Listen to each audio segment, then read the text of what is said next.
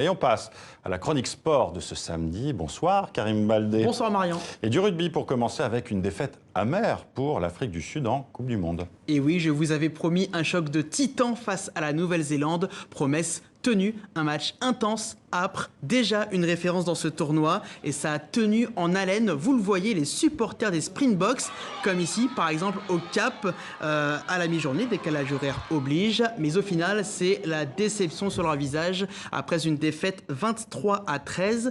Après 20 minutes dominées par l'Afrique du Sud, les Sud-Africains encaissent 2 essais des Blacks. Malgré une réaction et un essai signé Dutoit, ça n'a pas suffi. Les Néo-Z ont gardé l'avantage jusqu'au bout. Je vous propose tout de suite d'écouter le sélectionneur sud-africain, Rassie Erasmus.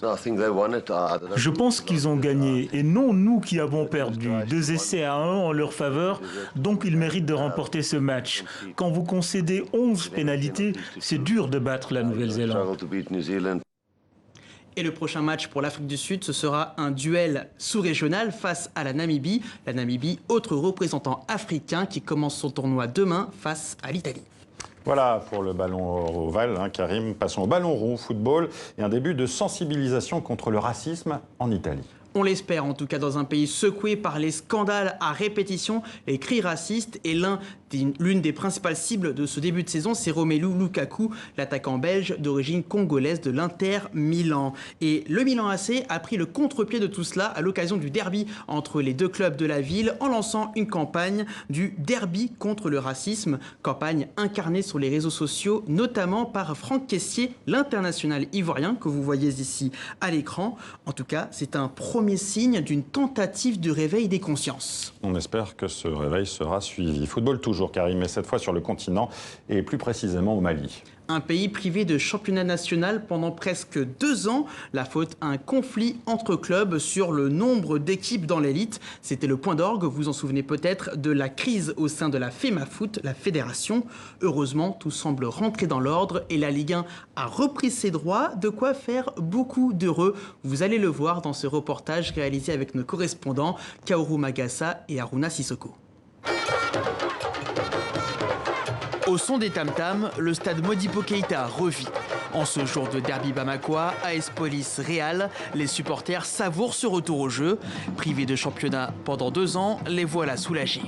Les après-midi sont toujours, on est emprisonné à la maison. Mais avec la retrouvaille des camarades, le gazon plein de joueurs, donc c'est très bon.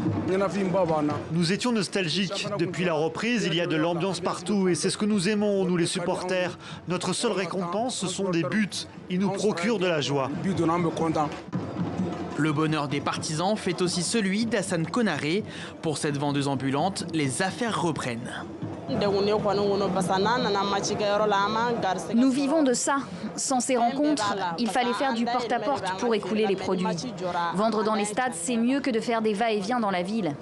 Ici, on gagne beaucoup. Les enjeux sont autant économiques que sportifs. Pour relancer cette Ligue 1 malienne, la fédération a dû inventer une formule étonnante. Les équipes sont réparties en 2 poules, l'une formée de 11 équipes, l'autre de 12. Il y a donc 23 clubs au total. Un chiffre inhabituel dû à la réintégration de certains clubs dans l'élite. Parmi eux, l'US Bougouni, modeste club situé à 160 km de la capitale. La route lui a semblé bien longue pendant l'interruption du championnat, notamment pour ses dirigeants. À Bougouni, on s'est débrouillé avec les sports de masse, donc les interquartiers et puis les interclubs. Donc raison pour laquelle même à la reprise du championnat, on a pu récupérer les jeunes talentueux du quartier qui forment maintenant l'IS Bougouni. En plus de la Ligue 1, le nouveau président de la fédération souhaite également créer une 2e division nationale. Nouvelle étape vers la reconstruction du football malien. Merci Karim Baldé, on vous retrouve demain pour une nouvelle chronique sport. À demain.